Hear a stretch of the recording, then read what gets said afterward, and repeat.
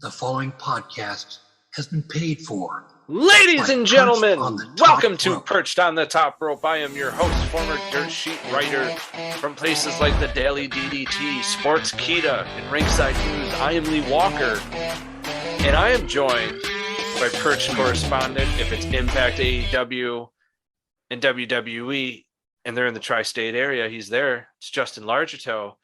And I am also joined by the great video editor, the YouTube guy. He runs the Twitch. Got affiliated in a day, ladies and gentlemen. It is Alexander Todd. Namaste. Trying a new opener, seeing how it fit. I kind of like it. Might roll with it. We'll try it again the next episode. But tonight it's not about the show opener. It's not about who opened the show. It's about WWE Clash at the Castle. Boys, this is going to be quite the pay-per-view. And when a certain match comes up, there is some rumors and news going around. But we'll get to that in a minute. Guys, when you just look at the card, what do you think? Stacked. Absolutely stacked. How about you, Justin? We lost him there for a second. Yeah. Okay. Hey, you're back. Justin, what do you think of the Clash of the Castle card? Okay, so yeah, I'm back. A little bit of technical difficulties here, but I'm kind of surprised because there's so few matches on this card as of right now. Like usually I'm used to the 9-10 match Saudi Arabia card, and doesn't look like that's what we're getting here. So looks fine. I mean,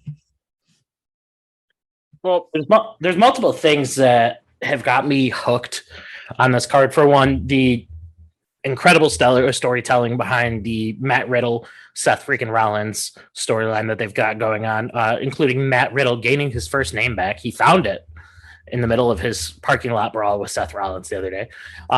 We've got the reuniting of Edge and Rey Mysterio as a tag team, former WWE tag team champions. That's kind of cool and nostalgic for me specifically, because when I really got into wrestling, that was right around the time when they were originally teaming. And honestly, I'm hooked on this Roman Reigns Drew McIntyre main event. If words to be believed, there might be a couple surprises in store for that main event or after the main event. I'm not going to say anything regarding that right now because we're just here for predictions, but I think this card is shaping up to be a big one. I think it's a good card. I think we're going to get some surprises in there, but let's break down the card and give our predictions. Absolutely.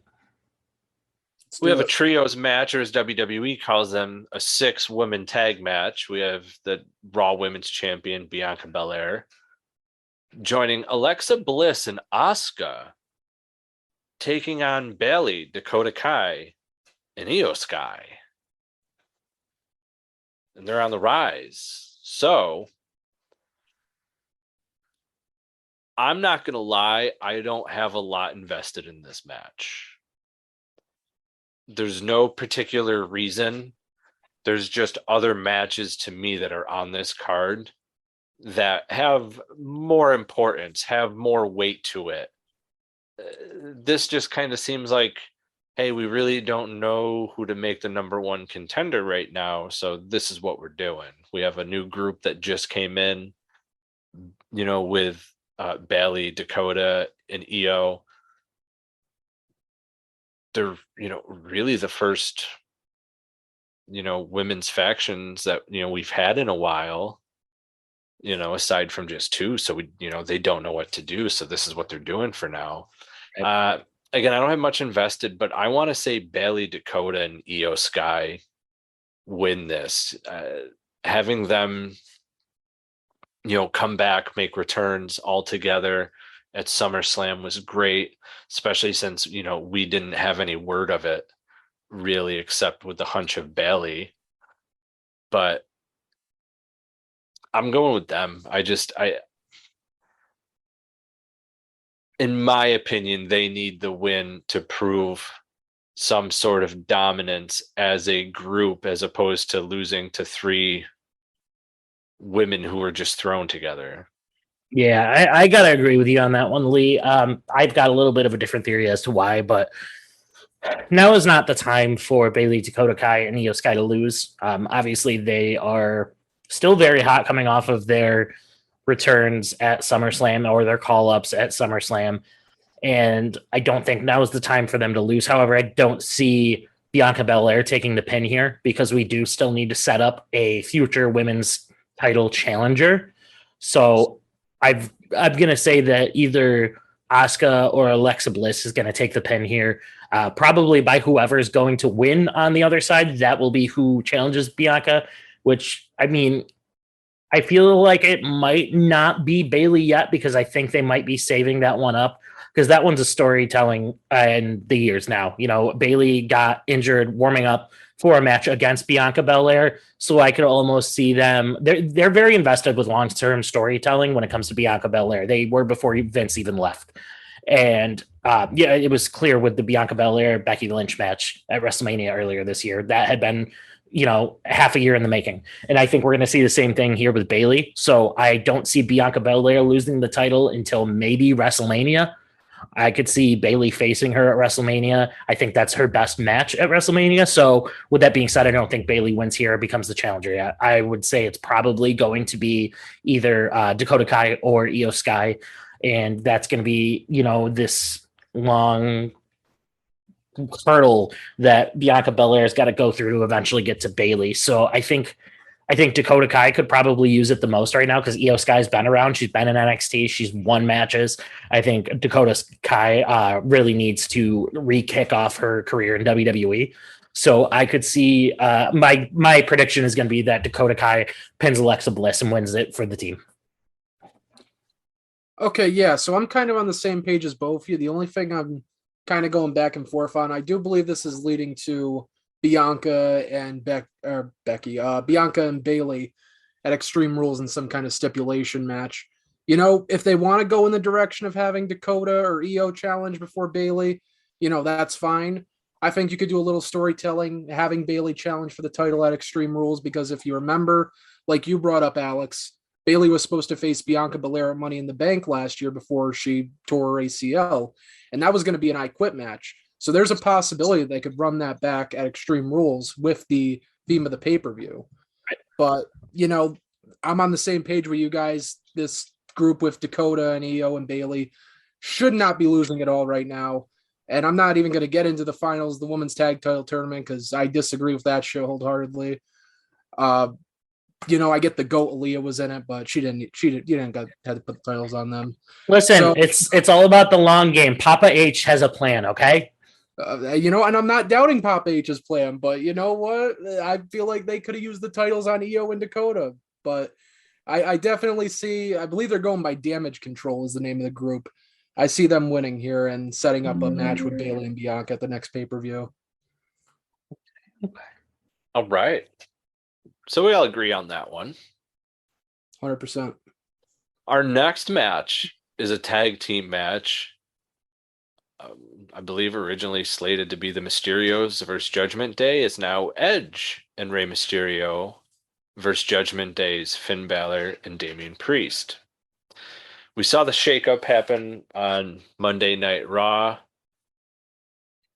Dominic understanding, but they've been teasing a Dominic Mysterio heel turn, I think.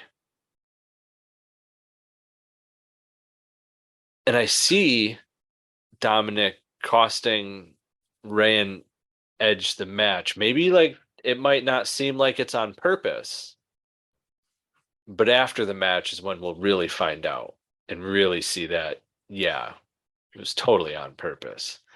Maybe Tex's dad, or, you know, it's just very blatant in the middle of the match. But I think this is where we get the Dominic Mysterio heel turn and he joins Judgment Day. The thing between he and Rhea has been like too,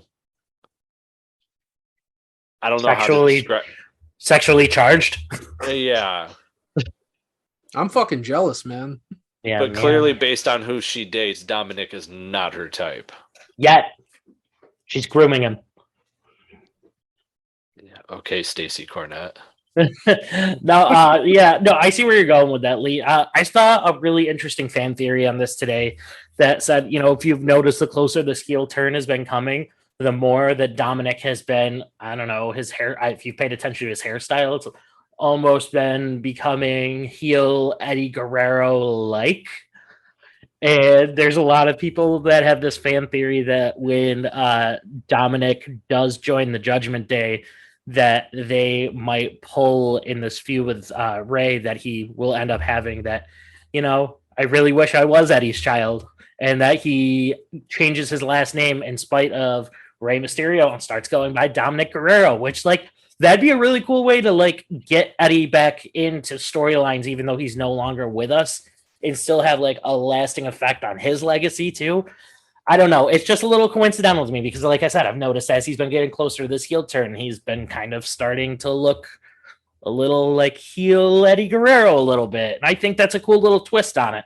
But yeah, no, there's definitely something going on with this Dominic Mysterio, Rhea Ripley thing.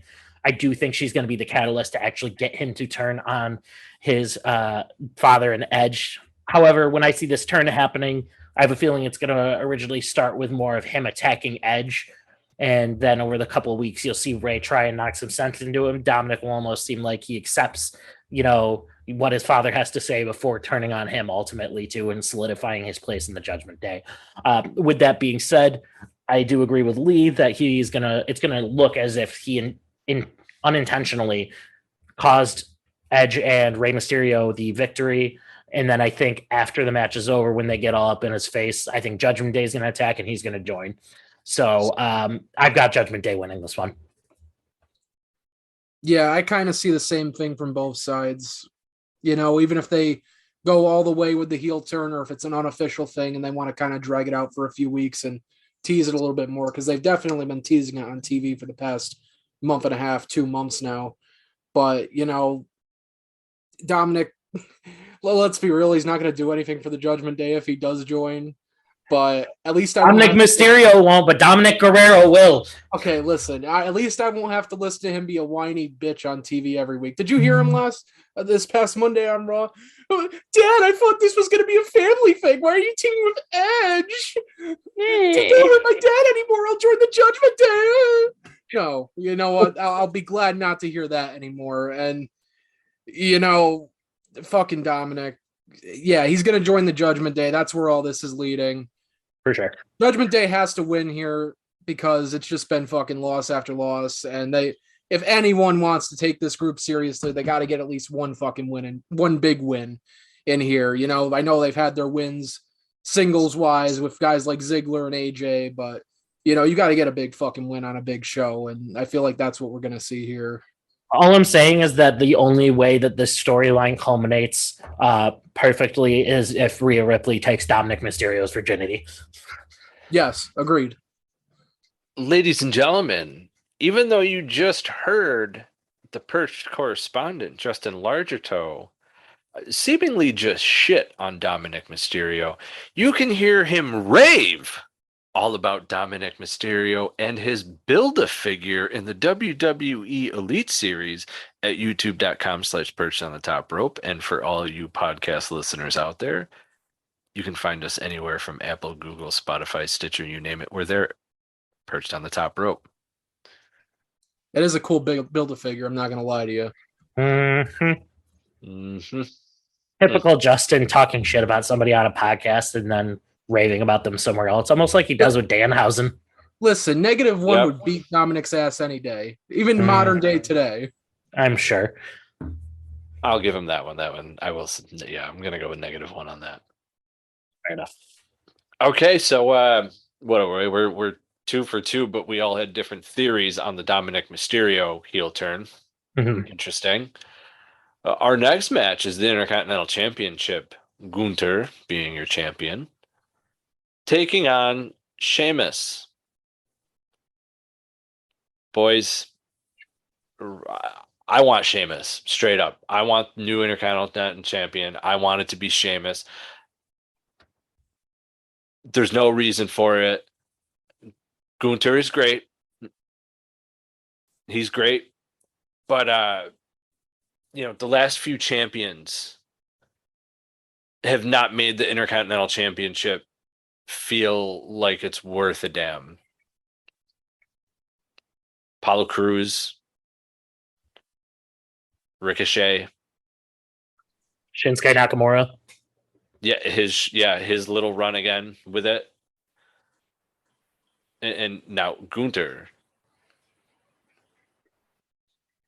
See, I've got to disagree. I think Gunther is actually doing a really good job as Intercontinental Champion. He has had multiple title defenses so far. All of the matches have been bangers. His match with Shinsuke Nakamura was probably the best match on WWE television all year. And I think he's actually doing a really good job, but he's still just at the beginning of his reign. He hasn't been Intercontinental Champion for like too awful long. But here's the way I see it going down. I think in Cardiff, I think Gunther retains the Intercontinental Championship. I think they're going to have the best match of the night, honestly. I think it's going to be a slobber knocker, as good old JR used to say. And I think they're going to have the best match of the night. But I do think Gunther's going to win here. I think after this, though, between what we heard Butch say to Tyler Bate on NXT, coming off more as a babyface, between Sheamus seemingly and his crew feuding with Gunther right now, I think after Cardiff, you're going to start seeing Sheamus and his group of guys go through like a babyface turn. And I think that this feud with Gunther will not be over. I personally would like to see this culminate with an Intercontinental title win from Sheamus at Survivor Series. Yeah, so I'll be honest with you guys. I'm the same way. I want Sheamus to win, but I think we're getting Gunther winning here. I'm very fucking excited for this match. I think it's going to be awesome. These guys are fucking hard hitting. They're going to beat the shit out of each other in Cardiff, Wales. Mm-hmm. But yeah. I do see Gunther having a long title reign with the Intercontinental title, and they're still pretty high on him. Thankfully Vince got ousted when he did, or else that probably would have changed by now.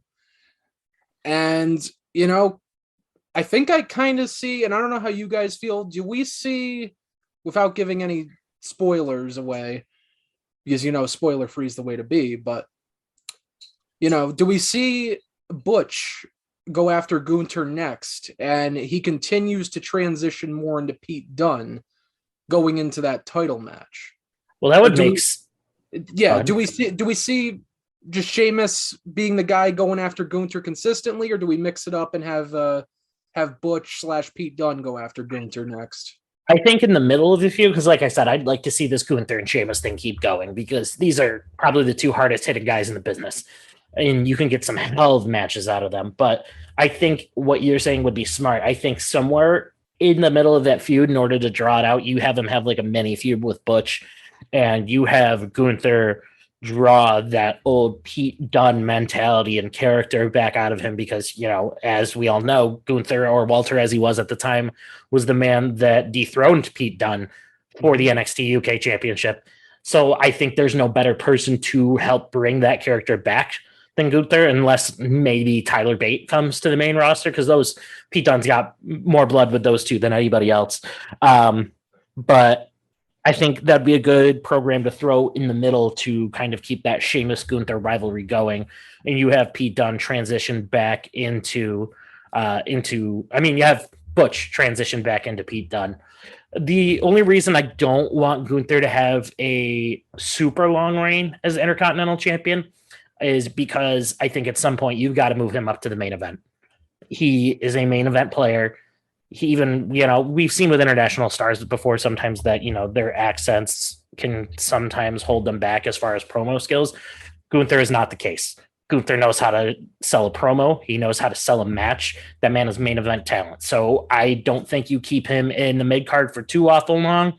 I think you start having him, throw shades of doubt that he's going to lose the title somewhere around, like I said, Survivor Series, maybe even the Royal Rumble. So that way, after WrestleMania, when Roman Reigns is inevitably dethroned, or whether it's before or up until then, you've got Gunther waiting on the sideline to be instantly inserted into the main event after WrestleMania season. Yeah, and there's no dispute, like this time next year, Gunther will be in the main event scene. I mean, They have done a very good job building him and keeping him strong since he's come to SmackDown. So, you know, whether he has a long reign with this IC title or they take him off of him here and just move him straight into the main event scene following this, you know, I could see either way, but. Let me ask you guys this when it comes to the Intercontinental Championship. We're all three different generations of professional wrestling when we started watching. I am from the golden age of the Intercontinental Championship being held by Macho Man Randy Savage, the Ultimate Warrior, Roddy Piper, Mr. Perfect, Honky Tonk Man. All very big, notable names in the industry. Now, Alex, you come in around 2003, 2004. Ish around there, yeah. I come from a generation where you still had that same type of mentality. You had guys like Rob Van Dam, Randy Orton, Jeff Hardy, those guys holding the Intercontinental Championship on their way to becoming main event stars. Edge, Chris Jericho, guys like that. Still the same mentality around then. You use the Intercontinental Championship, you have a long reign, and you use that as a stepping stone to the world title. Now, Justin, you come in at a later date as well. Yeah, probably about 2000, 2001 area. So my point is that in wrestling back then, you still had bigger names biting for this championship. So what I ask is it a lack of main event stars to come down to face the Intercontinental Champion? We never see that, to be honest with you. Is it WWE not having a strong enough mid-card for people to care about the Intercontinental Championship? Or the final one, is it the fact that WWE tries to rush people into a more main event scene without giving proper care to the mid-card in the Intercontinental Championship? See, I've got another theory that I would like to throw out there because I wholeheartedly believe in this theory. I don't per se think it's any of those things. I think it is a direct result of the Vince McMahon booking over the past 5 to 10 years. We've seen basically once we hit the WWE PG era that Vince very noticeably stopped caring about the mid-card titles. We saw them bounce around. Everybody was playing hot potato with the mid-card titles from somewhere around 2010 until probably earlier this year, if we're being honest. And I think we're now starting to see an immediate change with that as soon as Triple H took over. We've seen the vignettes for the United States title, for the Intercontinental title, when they've had title matches on TV where they show the lineage and show the prestige of these titles. And I think Triple H is immediately trying to undo what had been done to those titles over the past decade or so, because he himself comes from an era where he, on the rise, captured the Intercontinental Championship before he was a main event star. He knows what those titles meant. So I think it was a direct result of the Vince McMahon booking over the past decade. And I think because of that, it leads into your third option of not having the star power to either A, come from the main event seed down to face mid-card talent, or have them establish the mid-card and eventually become main eventers, because Vince didn't book anybody well enough to do that. Yeah, you see, I kind of have the same viewpoint as Alex. I think it's all in the booking, because when you think about it, there have been main eventers who have kind of come down a bit and challenged for the Intercontinental title, like, you know, Roman Reigns and Seth Rollins and The Miz and so on and so forth, AJ Styles, Jeff Hardy, even a few years ago. And, you know, it didn't really feel like it was them elevating the Intercontinental title. More so it was, okay, we don't have anything for you in the main event scene of the world title right now, so we're just going to give you this. But, you know, you can't expect somebody to care about a title if you just don't dedicate the time to it and you don't dedicate the booking to it and you're not consistent with it. And that's been one of the issues I've seen for the longest time with both the Intercontinental and the United States title. I mean, first night really Triple H is in charge. He's putting these video packages together, showing the lineage of the United States and the Intercontinental title, putting them in the main event spot of Raw and SmackDown. You can definitely tell that he's trying to bring these titles back to where they were. And, we heard Triple H looking into getting new designs for the title, most of the titles in WB. And I think the Intercontinental title right now is definitely one that's in desperate need of that, or at least a fucking coat of paint on it or something so you can see the damn thing on television, because you can't even change see the whole thing. Fucking glare. I must be the only one that actually likes the current Intercontinental title design. No, Bro, I can't fucking see it when it's on TV. Dude, I love it. Look, change it. All of it. I'm with Lee. Change that shit. It's fucking ugly, dude. My problem is the reason I think I like that one too is because it's one of the few titles that isn't just a title with a W in the middle of it. You know what I mean? Like the WWE title, the Universal title, the women's titles, they all look the same. I think that's why I like the mid-card titles, is because they're different. They don't look like, your straight friggin' hexagonal or whatever you want to call it shape with a W in it, like all the rest of them do. Okay, the 24/7 title doesn't have a W in the middle of it. Do you like that belt? Yes. No.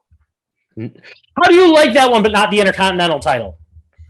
Because The 24/7 the 24/7 title is literally just a circle with the words 24/7 in it. It is the laziest fucking title design I've ever seen. Yeah, so what's wrong with simple? that's fair. In my opinion, though, that Intercontinental title looks like some shit out of the fucking Mayans and Incas ready to fucking go to war with each other type shit. Like Battle of the Tribes, like I'm the warrior. Like, no, I'm not fucking buying that. Give me the fucking old school white strap back, bro. Give me what the fucking Miz did for that championship. Give me what Cody Rhodes did for that championship. Give me what my people from my time did for that championship. Honky Tonk Man, Ultimate Warrior, Roddy Piper. Come on, man. It needs its prestigeness brought back to it, and that belt design is not doing it. It's agree like to disagree. It's like a Cena spinner belt all over again. I don't care if you pick the World Championship or the United States Championship. The only spinner belt that was worth a damn was either A, the Miz, because it didn't spin at all and it was down, or 2, Edge's. The Rated R Championship was the best ever. So there you go, ladies and gentlemen. So we've given you our opinion on the Intercontinental Championship, what we think of the Intercontinental Championship as of right now. Justin, I believe you said Gunther's going to win. Alex, who did you pick? I have Gunther as well. I think Sheamus wins it eventually, but not in Cardiff. I'm not being the same. I'm saying Sheamus wins because I think that's the match for the people to get the pop for a championship change, a Bret Hart British Bulldog match, if you will, I will say.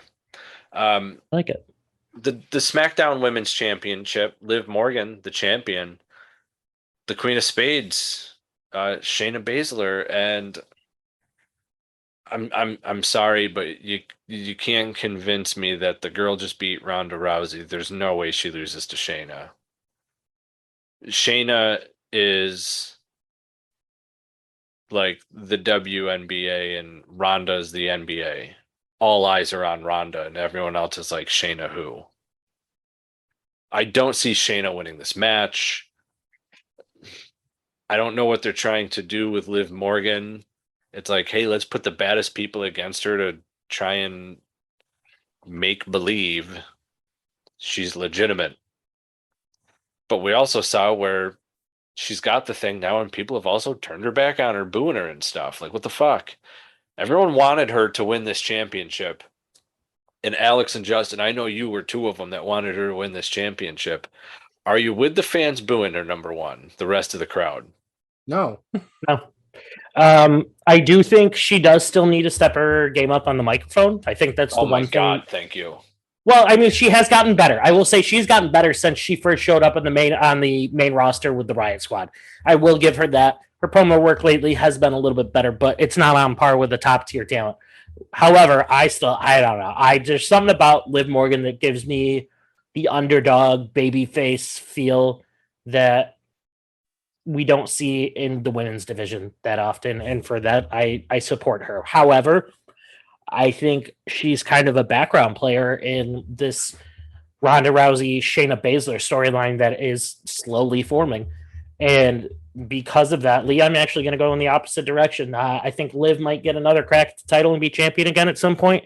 With the dominant Shayna Baszler character returning recently, I think we're going to see Shayna Baszler actually win the championship.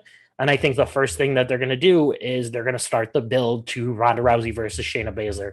Shayna's going to, get in Ronda's head and basically be like, I did the one thing that you couldn't do. I beat poor defenseless Liv Morgan easily, because I think it's going to be a squash match.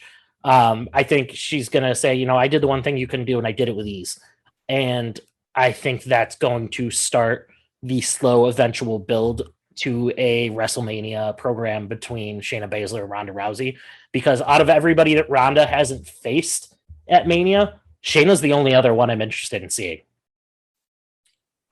So I don't see Shayna winning this. I see Liv winning this. I also don't see Ronda and Shayna feuding coming out of this. If anything, just with the segment they had on SmackDown a few weeks ago, I see it more of them coming together and forming a team.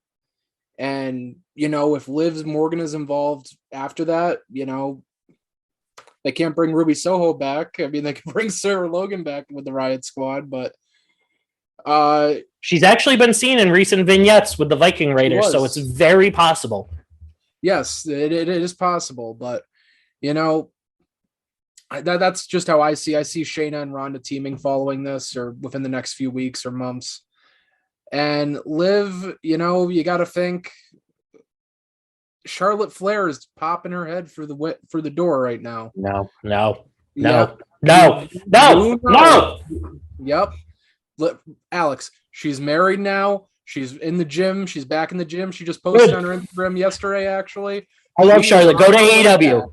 Go to AEW. Way back. Nah, she can go and face. She can go face Britt Baker.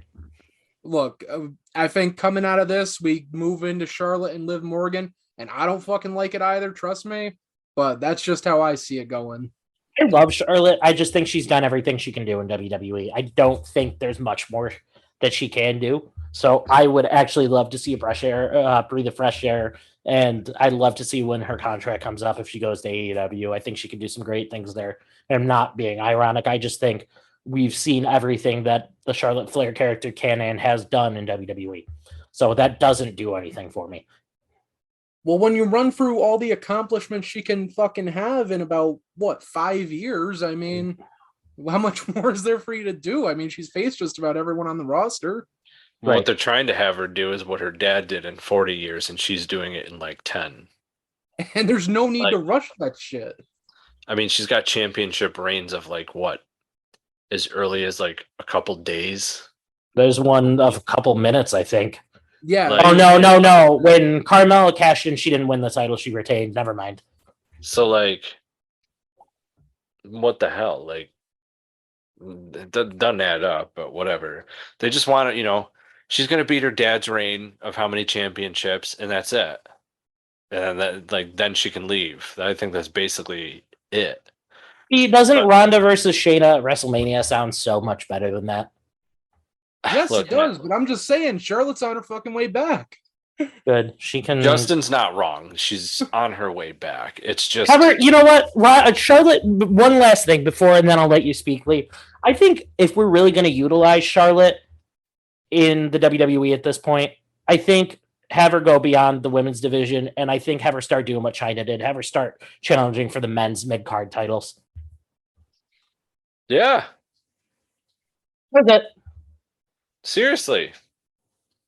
That's a good way to give her some more heat, honestly, without taking up the entire women's division.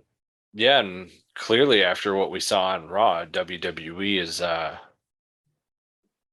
letting some F-bombs in. Holy hell. It was nice. Not going to lie. Because that's our next match. Yes, sir. Matt Riddle versus Seth Rollins. Best build-up on the entire card, straight up. Wait, who versus Seth Rollins? What was that name you just said? Matt Riddle? Oh, my homeboy's got his first name back. That's right. Isn't that nice? Because, like, you know, you hear Riddle, I always think like the Riddler from Batman. Yep. Exactly what I thought. Yep. You know, it's hard to take him seriously at that point, no matter how serious he is as a character. Yeah. Like, with that name Riddle, I thought he was going to just start busting out riddles. Like, riddle me this, riddle me that. I'm the man of 420, but where's Bray Wyatt in the Mad Hat? Like, shit like that I was expecting, and then, like, can he just be Matt Riddle, the stoner MMA guy that we know him from the UFC for? Like, just the man, what he's back to being. Yeah, like, it's great. It's finally happened. He's Matt Riddle again. Thank you. I'm so glad that we didn't get what I thought of what Riddle was going to be when I first saw the drop of Matt. But quite the build up on this one. This, I think, has the best build up. And after what we saw on Monday, it gave me WWF attitude vibes. I don't want to make a comparison of Stone Cold Steve Austin and Brian Pillman, but this got personal. This got personal in the promos. You know, Matt Riddle referring to Becky Lynch as the real man, that, you know, the only man in that relationship between her and Seth. And then Seth firing back with the family divorce stuff and the kids and this and that. I mean, we know that, yeah, it's all part of the show. But the realism that they gave us in that promo had me 10 times more hyped for this match on Saturday than any other match on this card. Yeah, I think this is going to be one hell of a match. And I think if we're going to see, you know, with WWE going in a more, not adult theme programming, but more serious and a little more hard hitting, I think if you're going to see one match where they actually allow blood, I think it's going to be this one. Yeah. Yeah. You know, like, I'm actually kind of glad they held off on doing this match at SummerSlam, because it allowed a few more weeks of build to be put into it. And I'm fucking excited for it, man. You know, that promo really sold everyone on the match this past Monday. Not only that, it was the segment of Monday Night Raw. Without a doubt, it was the best segment of the night. We haven't seen bad blood in a feud like this since like the days of like Cena and Orton, Cena and Edge, Edge and Matt Hardy, like that personal, like you took this too far, real life type heat. We haven't seen this in a very long time, and it feels like it was probably back in the Ruthless Aggression era. So this is a very welcome change of pace.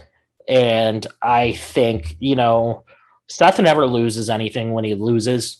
He is one of the few people that can lose over and over again, and he can still manage to be one of the guys, one of the top guys, very reminiscent of Triple H in the early to mid thousands. He would go from being on top to putting over guy after guy after guy after guy. And I think Seth Rollins has stepped into that place where he can hold the title at any point, but then he can also put a million guys over and not lose anything. And because of that, Matt Riddle takes the W here. Yeah, I'm going Matt Riddle. And I think we get at least one more match between the two, possibly at Extreme Rules of a stipulation. Maybe like a last man standing or something I could see. I'm going with my boy Seth Rollins. His boy, the wrestler he used to literally talk trash about all the time and hated, Seth Rollins. Now I like him. Mm-hmm. Okay, Justin. I even admitted it. Hold up. I even admitted it on the show that I hated to admit it, but I've become a Seth Rollins fan. As much as I find his voice as annoying as it is, he's great on the mic. He's charismatic. He's got a great personality. and he made me hate him, which was literally his job. So like now I like him. I told you that years ago, and you said that was a bunch of bull. I told you hated him because he was doing his job right, and you're like, no, I just hate him. Yeah, well, here we are. Mm-hmm. I will take the Alex, you were right. You told me so anytime. But I'm going to go with Seth. And ladies and gentlemen, the WWE Universal Championship, Roman versus Drew. This one's got an interesting twist, ladies and gentlemen. And I'm going to let that out. It is rumored that Progressive Snapshot can save you money based on how you drive and how much you drive. So the safer you drive, the more money you could save. Now, if you didn't hear that because you were yelling at another car while driving, let me say it again. You need to calm down. Yelling is just making everyone as stressed out as you are and letting them all know that you definitely aren't trying to save with Progressive Snapshot. And if you did hear it the first time because you weren't yelling at another car, nice work. You'd love Snapshot from Progressive because it rewards safe drivers. Progressive Casualty Insurance Company and Affiliates. Snapshot not available in California and North Carolina or from all agents. O'Reilly. Trust the professional parts people at O'Reilly Auto Parts to recommend the best products for your car. Like 5 quarts of Mobil 1 full synthetic motor oil, just $32.95. Extend the life of your vehicle, improve performance, and protect your engine against sludge and wear with Mobil 1 full synthetic. On sale now at O'Reilly Auto Parts and O'ReillyAuto.com. O'Reilly Auto Parts. Bray Wyatt is on his way to Clash at the Castle. You guys want to make this a little more interesting? Mm-hmm. PWI has announced that Braun Strowman will be at Monday Night Raw. Bray Wyatt, possibility. Braun Strowman, possibility. I don't know if they're coming together, if they're a package deal, if the Wyatt family's coming back. But these were names that Triple H wanted back. And if we get them back, with the rumor of Wyatt supposedly going to be a Clash at the Castle, I just want to say that changes the whole dynamics of this main event of Roman and Drew and what is to come of the championship. Now they say it's on the showcase, you know, they do say that it is the unified WWE Universal Championship. So that tells me that it is for both belts. We have all made a big deal that Roman has to hold both belts for the WrestleMania match with him and The Rock. And that we had thought that if this was going to be one belt defended, that it would be okay for Roman to lose one. But it seems as though it's going to be for both belts, which also plays an effect in the dynamics. How can you have someone like Drew, and I'm just going to call it because I say Roman wins. How can you have someone like Drew lose the match and still look strong? It's a simple disqualification. Now, I suspect Usos getting involved. Maybe Sami Zayn gets involved. Maybe because Sami Zayn gets involved, Kevin Owens gets involved. I expect a lot of involvement in this match in one way or another. We've also seen that there's other people that want to challenge Roman, such as Karrion Kross. So I'm expecting a lot of involvement in this match, but I don't see it going in Drew's favor. Maybe in favor of him winning the match by disqualification, but he's not coming home with the gold. No, don't Lex Luger Drew, man. don't fucking Lex Luger Drew. Drew is getting the Lex Luger treatment, my Stop. friend. No. Yep. So yeah, I kind of had almost the same exact idea as Lee, and I'm gonna throw a little bit of past storytelling into it, a little bit of twist. So yes, they're gonna have the match. The Usos are going to get involved at some point. I think we're gonna see Sammy and Kevin come down too. I think there's going to be a disqualification at this point. And then I think you're going to see this might be the time where you see Sammy finally join Kevin Owens, because the Usos just start beating on him so unmercifully that Sammy has no choice but to help him. I could see Kevin and Sammy clearing the Usos from ringside after the DQ has already happened. Roman's like on the ground because he probably took a Claymore from Drew right before the DQ happened. And Drew gets attacked by Karrion Kross. You see those guys fight to the outside of the arena or like into the crowd. Basically, the crowd is so enveloped in what's going on with Drew and Karrion Kross at that point, and you see the lights go off. And when the lights go off, I've got one question before I say who shows up at that point. Who did Roman Reigns defeat in a match? What people did Roman Reigns defeat in a match to win the Universal Championship to begin with? It was Braun and Bray. Braun and Bray. They're coming back and they're getting payback on Roman. It's going to tie into their release. And now, with all that being said, I think that is when one of the titles is going to get split up, because we're going to get the payback 2020 rematch of Roman Reigns, Braun Strowman, and Bray Wyatt. And you're going to get it for probably, I would say, the WWE Championship at this point, depending on what happens in the draft. And I think one of those two men is taking one of those titles from Roman now, because you have to, if they're both coming back at the same time, you have to play back that Roman Reigns, Bray Wyatt, Braun Strowman storyline, because that's what started the Tribal Chief gimmick.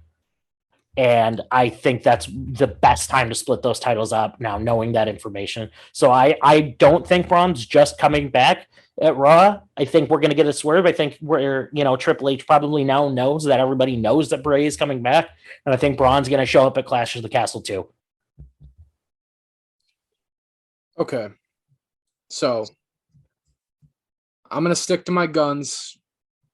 I'm going to say Drew McIntyre defeats Roman Reigns here. And hear me out before everyone attacks me. No, I'm listening. Yeah. I just feel like it's the right time. And, they've been playing these video packages for Drew McIntyre. They've been making it a big deal. He did all the press for weeks and weeks when they first even announced this event in Cardiff, Wales. So everything has kind of been leading up to this moment. And like I said earlier, I don't want to see them Lex Luger Drew McIntyre and have him win by a disqualification or a count out, and McIntyre's just fucking celebrating in the ring, even though he didn't win the fucking titles.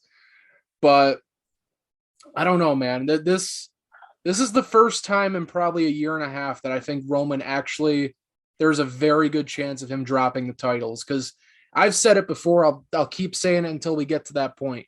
I don't think Roman Reigns and The Rock should be for any title going into WrestleMania next year.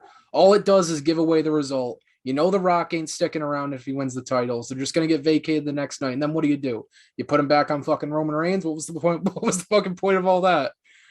But I'm sticking to it. I'm going to say Drew McIntyre.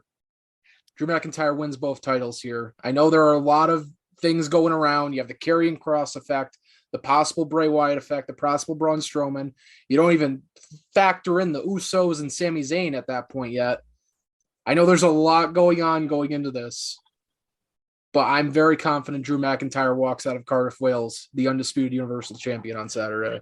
And honestly, I would love to see that. I'm more or less just going off of like the possible returns coming back, but in a perfect world, I would also love to see Drew win that night, because it's the perfect time. And Cardiff is the perfect place for him to win. I think however, though, this is the first time in a very long time that I'm almost excited for a possible screwy finish because of the amount of cool things that could happen during it. Right. So I think I'm walking away from this main event happy no matter what. Yeah, and another thing, Drew, he's a 2-time WWE champion now. Both times he won them, whether it be in front of no fans or a bunch of screens in the crowd in the Thunderdome. This is going to be his big moment, I think, where he gets his WrestleMania-style moment, big stadium, tens of thousands of fans, whether it be 40,000, 70,000, however many tickets they've sold for this. And I think he gets his redemption here. Solid storytelling no matter what. Absolutely. Yeah. And that's what WWE is heavily based on. And I'm saying Roman. Drew's getting the Lex Luger treatment. There's so many possibilities to this match with the rumors and the names that are brought up, and the other people that are just involved anyway. There's a lot of people that are going to be involved in this match. I mean, Paul Heyman can play a factor. You could see a surprise of Brock Lesnar popping up, because we know Brock Lesnar loves to pop up randomly, and so it could be Suplex City all over again. Who knows? You're not wrong. I'm excited for Clash at the Castle, ladies and gentlemen. It is Saturday. The premium live event can be caught on Peacock.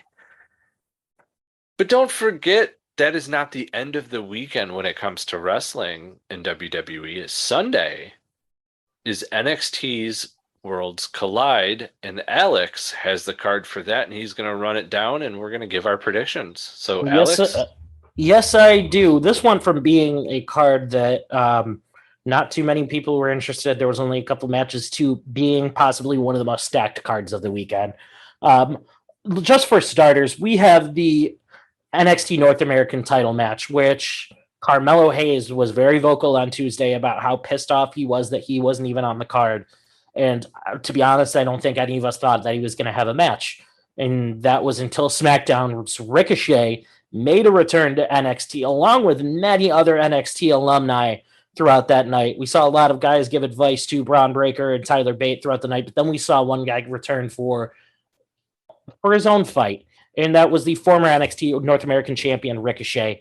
We've seen in Worlds Collide shows in the past that it wasn't just NXT versus NXT UK. We saw guys from Raw and SmackDown come in. We saw the hell of a match between Dominic Dijakovic and the late, great Luke Harper at one point. And this is heralding back to those types of matches.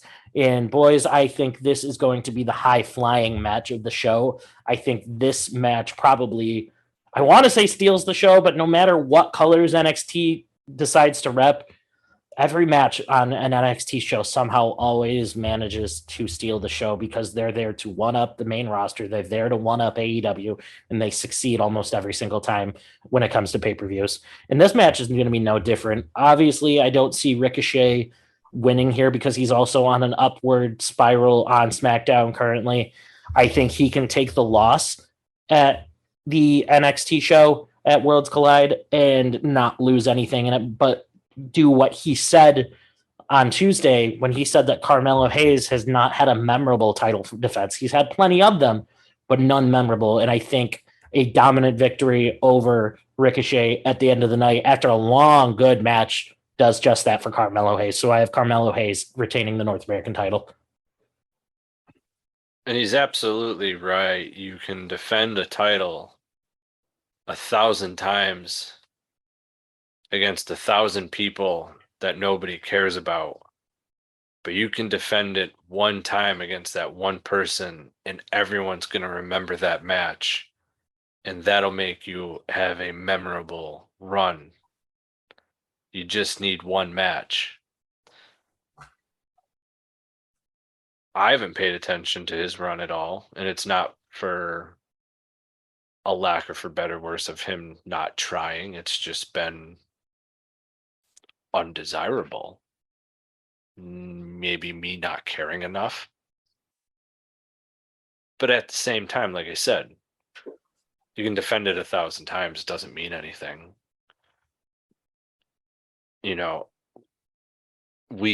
I come from a generation where championships were defended every day of the week and twice on Sunday. House shows and things like that. Did you also have to walk 15 feet or 15 miles in the snow barefoot, old man? Yeah, where a guy like CM Punk with a championship, or Roman Reigns with a championship, don't have to defend it at all times, every time. Roman Reigns has held on to the championship for 2 years, but if you look at someone like Bruno Sammartino, who defended who held the championship for 7 years, look in the first 2 years how many times he defended the belt compared to how many times Roman Reigns defended the belt. Does it necessarily mean anything that Bruno defended it like 3,000 times in a year? No, it doesn't. But you gotta have the one match. You gotta have that match everybody remembers as you as champion. Otherwise, who the hell cares that you are a champion if it's not remembered for anything specific? Alex, you and I have talked about this multiple times when we've tried to decipher what is actually considered a jobber nowadays, because you see a lot of guys who are heels that are champion, have had championships, and lose all the time.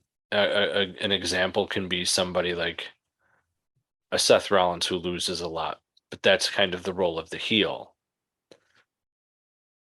Unless you become a champion. And let's be honest, watching a heel champion is more fun than watching a face champion. That's just my opinion. But because it builds up to the babyface eventually winning. Yeah, exactly. But he's had nothing memorable. And I agree with him on that. I went the long way around saying that. I could have just said, yeah, I agree, and ended it. But I had to do this long, drawn out over time. You're good, man. And so, I think that Ricochet mentioning that on NXT is a dead giveaway that Carmelo Hayes is getting his dominant victory here. I don't know if I would say dominant. It's going to be Carmelo winning 100%. I mean, the fact that you're calling down someone from WWE who's already got other storylines invested on the main roster should really, let fans know that, that guy is not going to win. Where what they should do is, knowing that they call people down, is intertwine the storyline. Maybe Carmelo was backstage and Ricochet walking by accidentally bumped him, and Carmelo takes it the wrong way, and Ricochet has a match on SmackDown, and later Carmelo comes in and attacks him, and then that can set them up for NXT. That's where I think the transition with calling people from the main roster to come work NXT gets lost. Like Apollo Crews was called down to NXT and did a stint down there. Had nothing to do with the storyline that he had currently going on the main roster with his South African accent and everything like that. Had nothing to do with it whatsoever. That's where I get lost in that transition when they do stuff like that. Like, if you're going to have them come down and make it fun and memorable, that's great. But like, you're WWE, you're known for your storytelling, you're known for your storylines. Why can't you intertwine storylines between NXT and WWE to make it work, instead of just, hey, go down there and have fun? Well, Apollo's was a little bit of a different case because he went under an entire different character change. He went back to like his old character, and he's still down there. I think he was a case where he is actually back in NXT now. I don't think he's going back to the main roster for some time. No. Yeah, it's still just I see what you're saying in the Ricochet sense, though. Yeah, but like WWE has done it multiple times now. Right. Like, at least have it intertwined with the storyline, instead of just having the guy come down and being like, yeah, I'll face you. There should have been more to it if that's the case. That's all I'm trying to go with. Kind of like there should have been more when the Viking Raiders went back down to NXT for that short stint. Too. Yeah, exactly. Right. So there you go. Yeah. Yeah, no, I for sure get what you're saying. But we talked about the Viking Raiders just now. Solid tag team with their force actually being shown in the tag team division recently on SmackDown. Speaking of tag team wrestling, Justin, before we get going, what do you have to say on Ricochet and Carmelo? Yeah, Carmelo Hayes all the way, man. Carmelo, he's a star. He's going to be a star on the main roster, especially under the regime of Triple H. This guy's really just on top of his game on NXT. And I think this is going to be a show stealer of the night. Right. Yeah. But, back to the tag team wrestling that we were just talking about with, the Viking Raiders and whatnot, we also have a unification match for the NXT and NXT UK tag team titles at Worlds Collide. We have the Creed brothers of Brutus and Julius Creed representing NXT, and we have Brooke Jensen and Josh Briggs, the NXT UK tag team champions, and also Gallus, consisting of Mark Coffey and Wolfgang, and Pretty Deadly, Elton Price and Kit Wilson, in a fatal four-way tag team elimination match for both the NXT tag team championships and the NXT UK tag team championships. Boys, who do you got?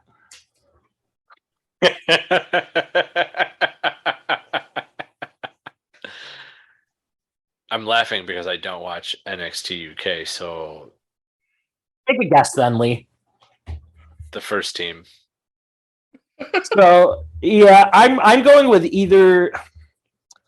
I could see the Creed brothers unifying the tag titles because Julius Creed and Roderick Strong have somewhat of a storyline in progress right now, where it's basically looking like they're just waiting to pull the trigger on Roddy turning on Diamond Mine and possibly going up to the main roster. I'm thinking, but also. Gallus has been a pretty deadly force since showing up in NXT 2.0 a couple weeks ago.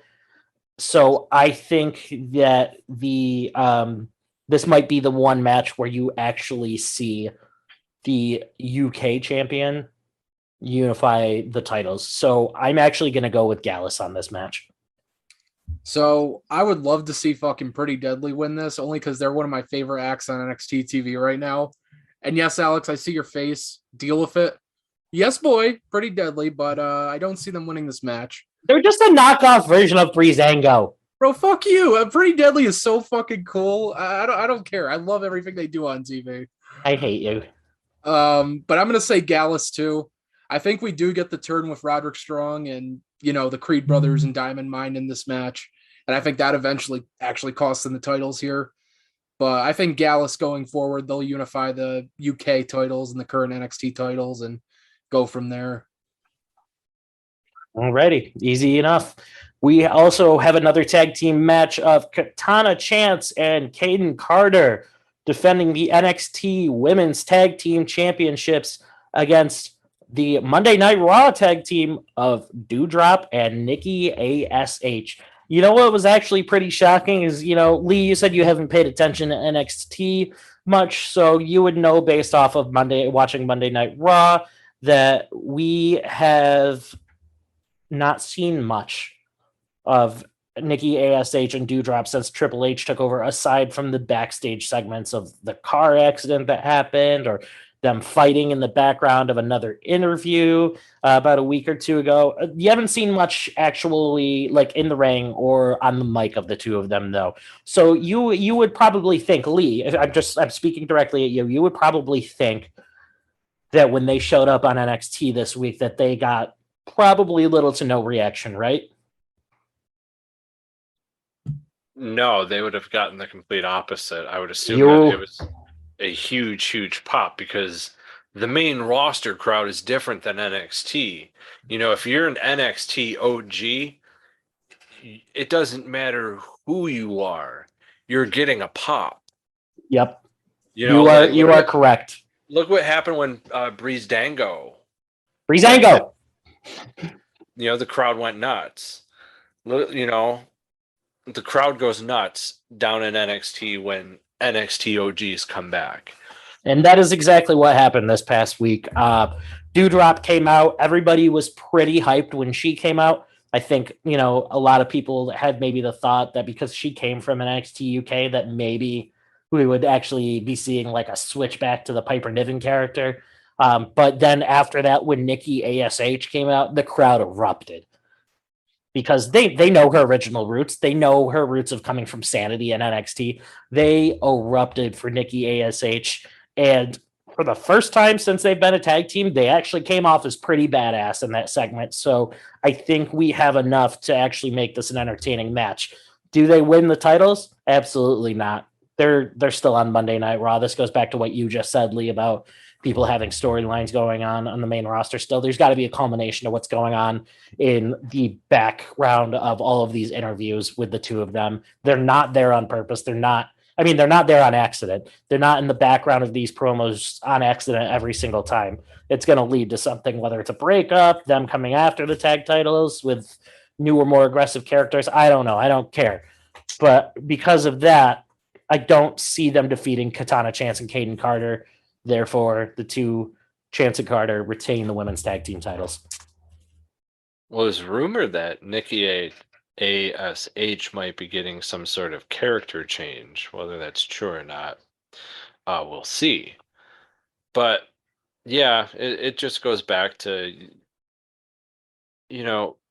something like that, though. I can understand if it's, they're calling an open challenge and, Doudrop and Nikki ASH comes out, which is totally understandable. And the pop that they got, you just knew that that's what was going to happen. I just wish that, NXT and Triple H, that was, that's Triple H's baby. It always has been, always will be type deal. But they need to find out and figure out a way to get that NXT crowd vibe and feel into the crowd of the main roster. Because if NXT, they need to figure out why in NXT the crowd is piping hot for Earthquake's daughter and Nikki ASH. They just need to figure that out, because up on the main roster, it's not the same. They don't get that pop. And, a lot of those stars, from NXT, when they come up from the main roster, they don't get the same pop that, they did in NXT. It's a different crowd. It's a different vibe. And that's where on the main roster, they need to figure out how to get, the vibes of the NXT crowd on the main roster. But yeah, I don't see them winning just because of current storylines that they're involved with, and being on the main roster, unless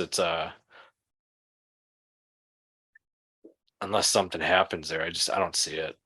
I agree. I think this show is also being shown as a statement show where you're going to see Triple H put a shot of adrenaline back into NXT that it has been missing since it became NXT 2.0, with the exception of, anything Bron Breakker related. But I think with these dominant victories from these people that are in NXT now, I think you're gonna start seeing, well, the theme of the show might not change. I think we're gonna start getting some of the old good programs and wrestling in NXT back that we saw when it was under the control of Triple H. Well, and the other thing here too is I also think this is kind of, I don't want to say a shot at AEW, because All Out is also on the same day, both on Sunday. I think by adding elements of the main roster to NXT, it's going to get main roster people to watch NXT instead of All Out. It's really, I don't want to say it's like a petty thing, but I kind of view it as a way of Triple H saying, I don't have to pull out my best to beat you on your best AEW card, because you already have a bunch of our former talents, but I'm going to beat you with what I've got, and I'm not even bringing out the A game on Sunday. Yeah, how well did that go for him when NXT Black and Gold went on USA up against AEW? It did not go well. That's just a point I'm making, but we really won't know until after this show is done and over with. Yeah, and I'm going to agree with you guys. Nikki and Doudrop not winning here. It's just a way to give Katana and Kaden Carter a win since winning the titles a few weeks ago. And by the way, what a name. Katana Chance! I feel like a little comic book bubble should pop up whenever I do that. But that's one of the few name changes I don't mind, though, because I think her last name was a little too hard for people to remember and pronounce before. So I think giving her a shorter name that's still kind of... It almost matches her in-ring style with that Ninja Warrior type moveset that she has. I think that was a welcome name change, in my opinion. Yeah, it's not terrible, but what was it before? It was Casey Catanzaro. Oh, that's She was on like the Ninja Warrior show before. yeah, isn't that Buttfinger Boy's girlfriend? Yeah, well, they're not together anymore. But oh, they're not. No, Ricochet's with Samantha Irvin now, the SmackDown ring announcer. Ricochet passes himself around more than his viral video went around. Yeah, he passes himself around more than CM Punk passed himself around. And that was a lot. That was a lot. That was a lot. He was with like Kelly, Maria, friggin' Lita, Beth Phoenix, AJ. Who didn't he date on the women's roster? Right? CM Punk got around during his time in WWE. Good for that man. He had a bucket list when he got signed, and that was the only reason he went to WWE. But we're not here for that. Now we can talk about CM Punk's love life some other time. Right now, we're going to talk about the NXT Women's and NXT UK Women's Championship match. We are having another unification match between Mandy Rose, Mako Satomura, and Blair Davenport to unify the NXT Women's Championship and the NXT UK Women's Championship. And I believe, boys, when we talked about this last week, I think we all had different opinions on what was going to happen. I think this is going to be the one match where nobody really sees this one coming. I think, everybody's going to be like, oh, this champion wins or that champion wins. We've got the dark horse in Blair Davenport, who is also a veteran wrestler at this point. I think this is the upset match of the night, and I think you're going to see both Mandy and Mako lose both of their titles, because I could see Mandy going back up to the main roster, and Mako's always been good enough to just go right to the main roster as it is. She's probably the best women's wrestler in the world, in my opinion, from a skilled standpoint. So I think you see Blair Davenport win here, and I think you see Mandy and Mako both go up to the main roster soon, especially with the draft coming up. Yeah, so I'm going to take Mako completely out of the equation here. I think it's either going to be Mandy Rose or Blair Davenport. But me and you, Alex, we talked about this off screen recently. But, we agreed that Blair is either there to win the title or she's there to eat the pin. I don't think I see her eating the pin in this, which is the interesting thing. Now, I have no problem with them putting the titles on her, or the title, because it's going to be unified after this, and Mandy going up to the main roster like we're all expecting with Toxic Attraction, because, Mandy's got to lose that title at some point. We're coming up on a year with Mandy Rose as women's champion in NXT.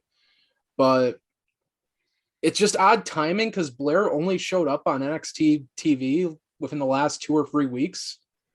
So yeah, it's possible, and I think that's who I'm going to go with. I think I'm going to go with Blair, because I think they just have other plans for Mandy Rose and Toxic Attraction going forward. Well, and think about this too. There's only one woman in WWE history that has won both the NXT Women's Championship and the NXT UK Women's Championship, and that's Rhea Ripley. Who did she appear with in a segment on NXT this week, and who did she basically put her support and backing behind? It was Blair Davenport. Very true. Lee, do you know anything about what's going on here? You want my prediction? Yep, I do. I crave it. Can you say the names again? No, I got it. I knew that's exactly where that was going. It's Mandy Rose, Mako Satomura, and Blair Davenport. Mantar. All right. Mandy and Mako both start with an M as well. So we'll take Blair Davenport out of the equation for Lee. Lee, you got to pick one. I think Lee's saying Mandy Mantar. I think that's Mandy Mantar wins the match. All right. Lee gets Mandy Rose. We're moving on. All right. We have the main event. We have the match to unify the NXT Championship and the NXT United Kingdom Championship. Guys, I think this one's a no-brainer, unfortunately. Bron Breaker's walking away with both titles. I want fucking Tyler Bate, though, man. I do, but that's not happening. I know.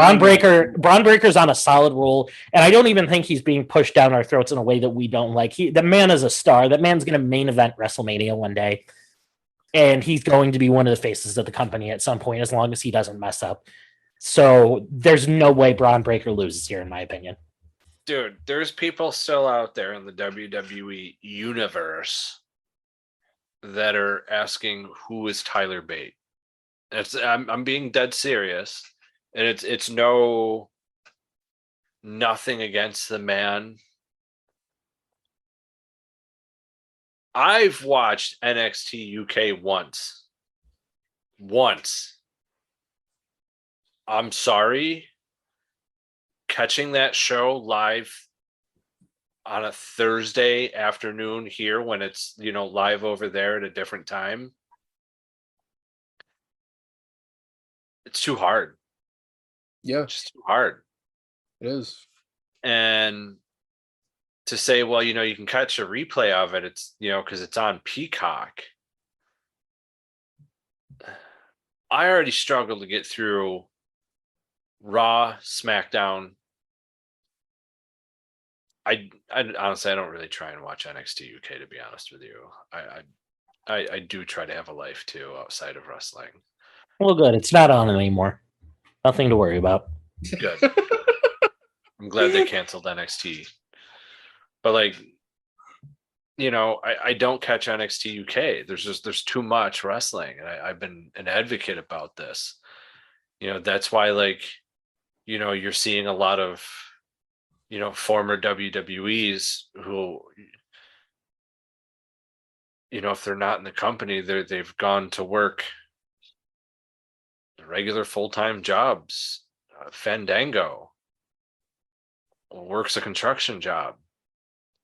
That ever so great that everybody loved from the Forgotten Sons, Jackson Riker. Sells cars now. Yeah, he's a car salesman.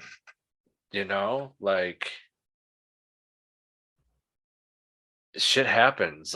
There's not enough big companies, but you have too many people who want to presume or preserve or have the right to believe that there's still a name when, maybe should acknowledge, I was only a mid-carder here, but I'm not going to evolve past where I'm at.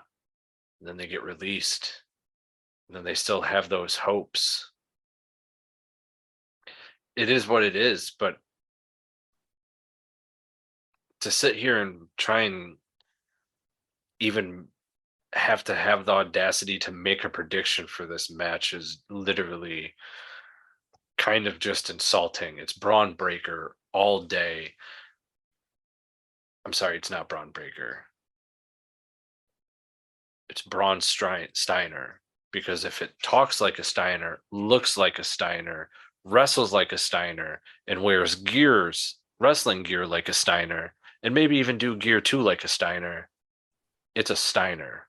Don't forget does math like a Steiner. And does math like a Steiner. And barks like a Steiner. It's a Steiner. But Braun Breaker wins this match, hands down. If Tyler Bates wins this match, this will be my last podcast. Calling it now. If he wins, I'm done. That is a fucking bold prediction right there. Hell yeah, Justin, 2-man wrecking crew. Holy shit. Well, I'm not gonna lie. Like I said, I want Tyler Bate, but I think Braun Breaker's winning this with a 133 and 2/3% chance of winning this match. Realistically,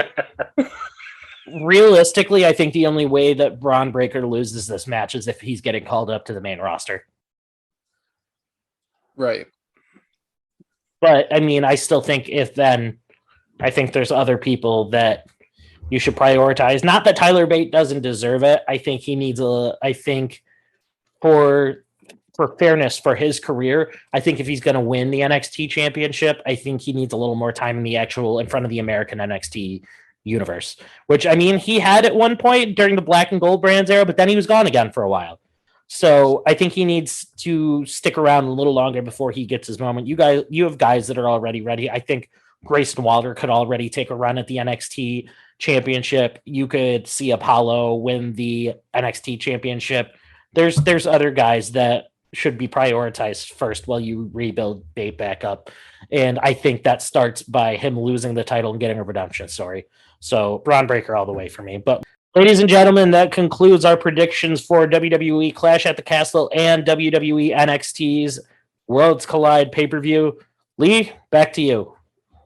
Ladies and gentlemen, you can find this show anywhere and everywhere podcasts are found on Apple, Google, Spotify, Stitcher, Podbean, Podbay, and Red Circle. Ladies and gentlemen, it is Perched on the Top Rope. And for all of you who have kept us on Chartable, top 250 in the wrestling podcast world, we thank you.